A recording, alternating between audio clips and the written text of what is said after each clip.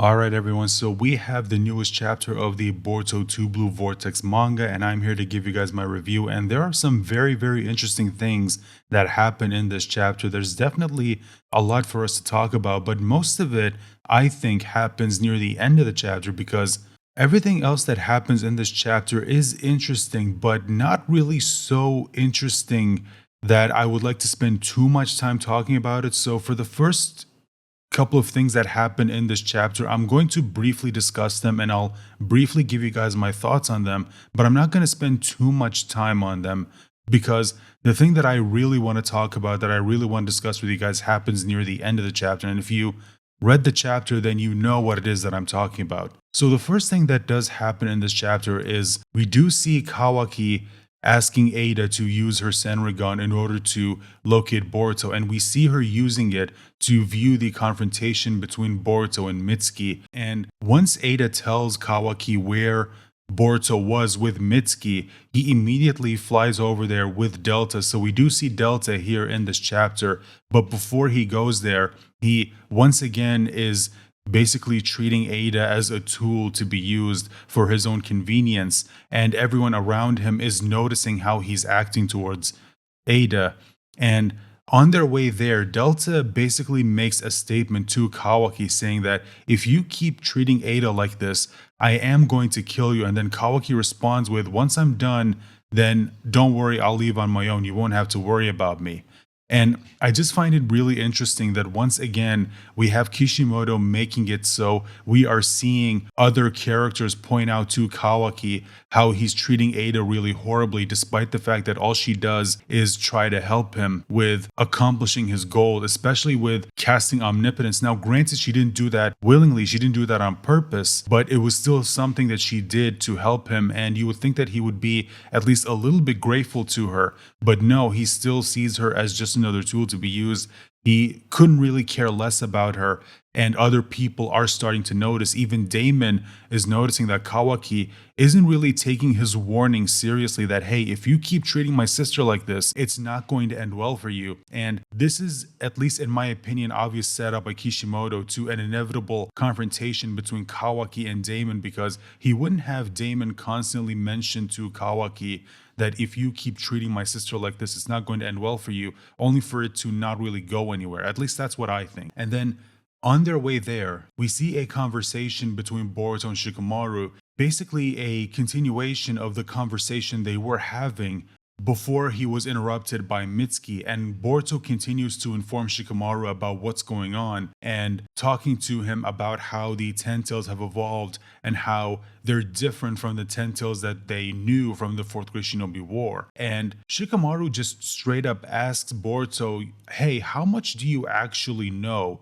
Which is a smart question to ask, because Boruto for a while now has clearly shown that he knows more than he's letting on. There's still information that he hasn't revealed to us. For example, when he was warning Code to get rid of the Ten Tails before it's too late, we still don't know exactly what it was he was referring to.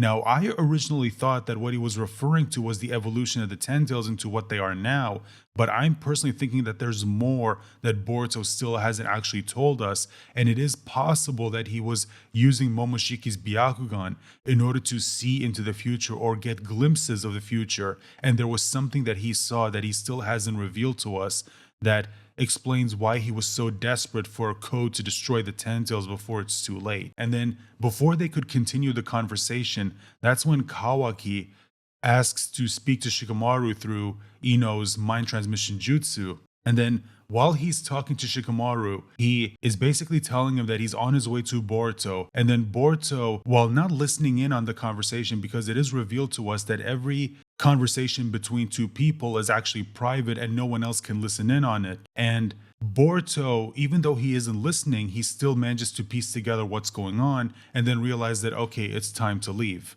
And then he does, using Flying Raijin.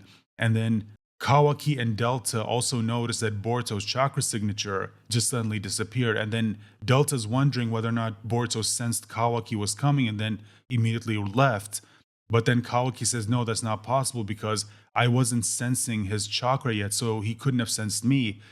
And that's when Kawaki is starting to put the pieces together that maybe someone tipped him off, and he's starting to suspect that maybe it's Shikamaru who tipped Boruto off, because the way it's drawn in the manga, you can see a panel with Kawaki and right next to it is a panel with Shikamaru, and the way it's drawn is basically to convey to us that he's suspecting Shikamaru.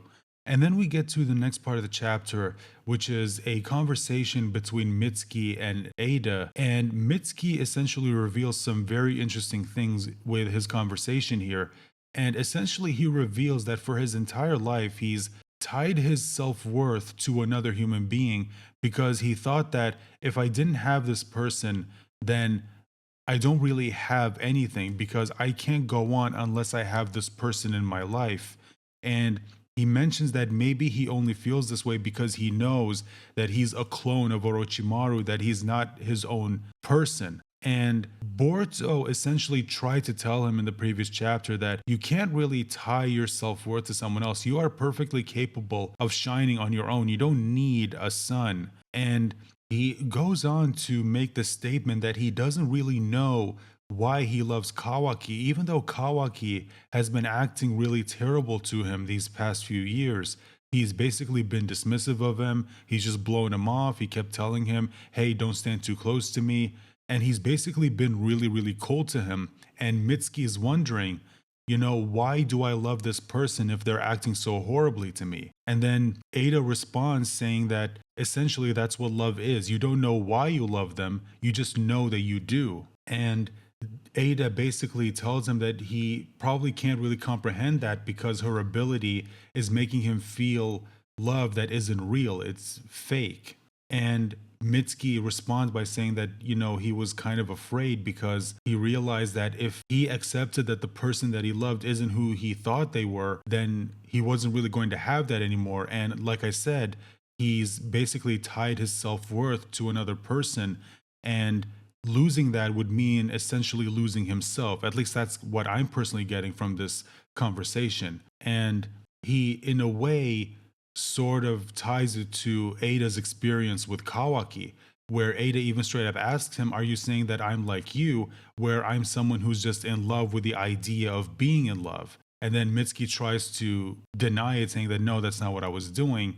Then we get sort of a comedic moment where Eida points out that, we've been having this conversation about love and it's really dramatic. And we get to this comedic panel of Daemon where he's like confused as to what's going on. And then we get something very interesting, which is that Eida herself even says that maybe I should have a conversation with Boruto. And it's really interesting because you're seeing more and more people start to side with Boruto as opposed to Kawaki.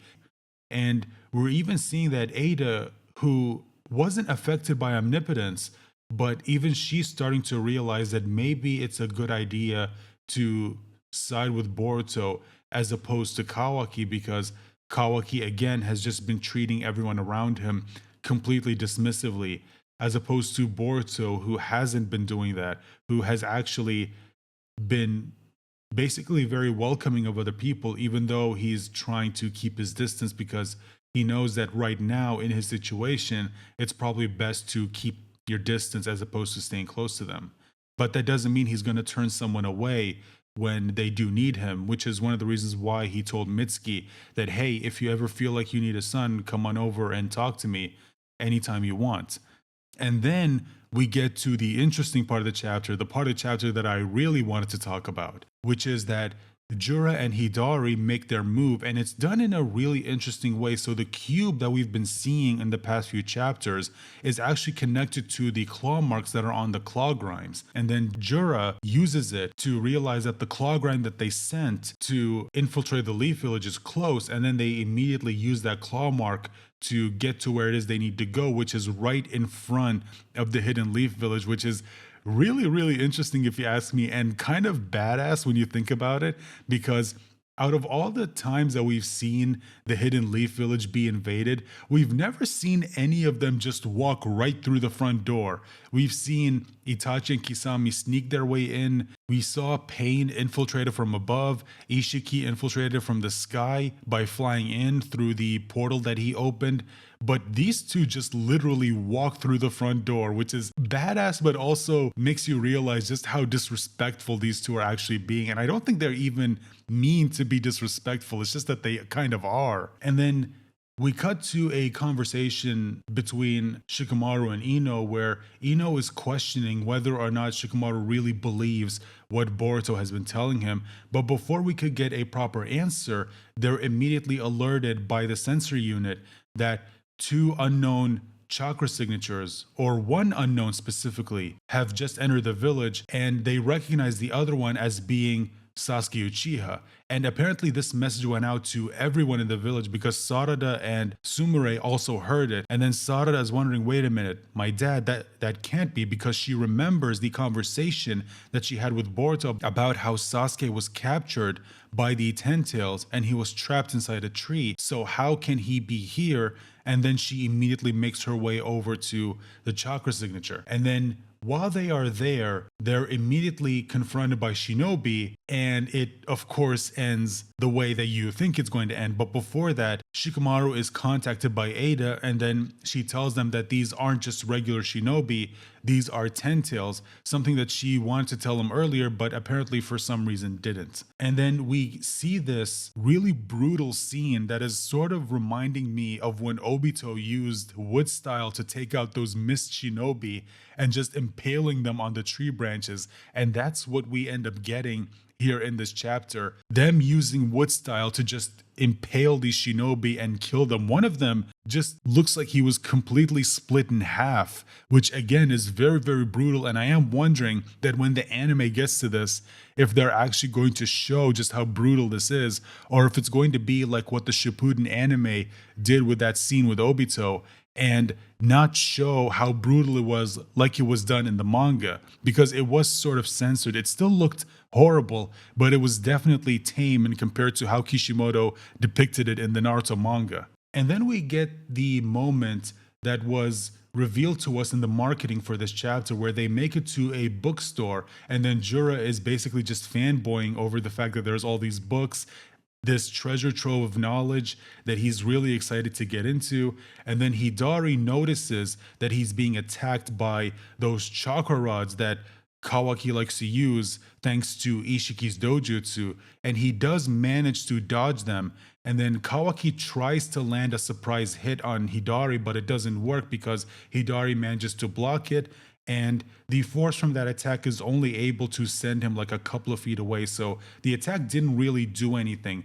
For all the people who said that, oh, Kawaki's really impressive right now because he was able to send Hidari flying, that's not the case. He didn't send him flying. He sent him back by like a couple of feet, and he wasn't actually able to take him by surprise because Hidari saw the attack coming and was able to block it in time. And then Jura shows Kawaki just how outclassed he actually is because he manages to trap him in a tree, and then Kawaki uses Sukune Kona to escape and then tries to attack him from behind, even having the karma mark activated. Now, it's not the full karma mark. He doesn't have the horn, but he still has the karma mark activated, and he tries to take him by surprise, but it doesn't work because Jura just uses a punch to destroy Kawaki's arm that he transformed using his ninja tech.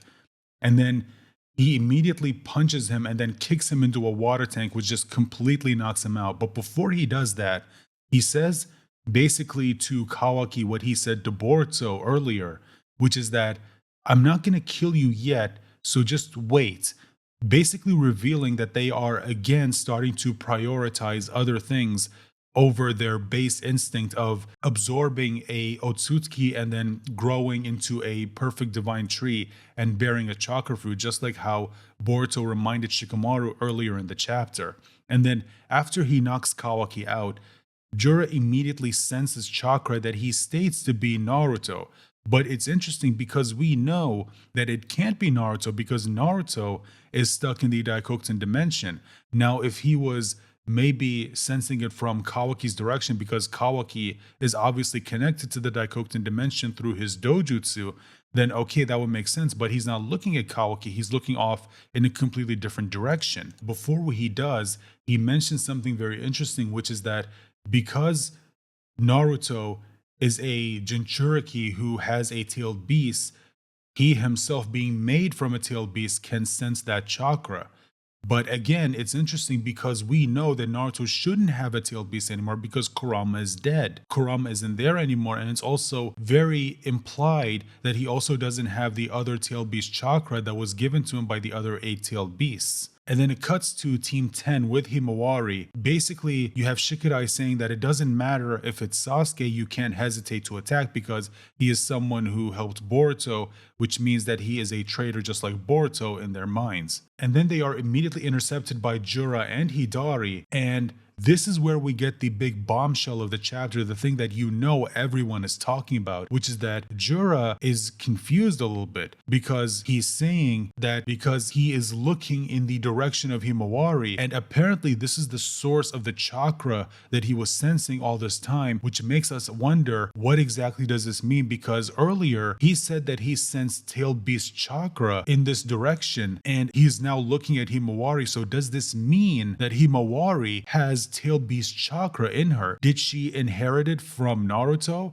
Well, personally, I don't think that that's possible because we know that you can't give someone tailed beast chakra through birth. We know this. So what exactly is going on here? Why was he sensing tailed beast chakra from Himawari? Is there more going on than what we're being led to believe? But anyway, overall, I thought this chapter was sort of okay. Again, the first few parts of the chapter were not really all that interesting. The whole conversation between Mitsuki and Eida didn't really interest me all that much. It was an okay conversation. It revealed some interesting information about them, but overall, just I wasn't really all that interested in it. And the first part of the chapter was also okay, not really all that interesting. But this part of the chapter was very, very interesting. And because the first 2 parts weren't really all that fascinating, again, to me, but the last part definitely saved it. This chapter overall is fine. It's not really, again, all that memorable. So it's sort of okay. But I'm curious to hear your thoughts, guys, in the comment section down below. Let me know what they are. And while you're here, guys, please consider leaving a like, sharing this video out there, hit the subscribe button if you haven't, ring the bell for notifications, and please, guys, look forward to my review of Boruto 2 Blue Vortex Chapter 9 when that eventually gets released, and also maybe consider checking out the other content on the channel. Bye for now.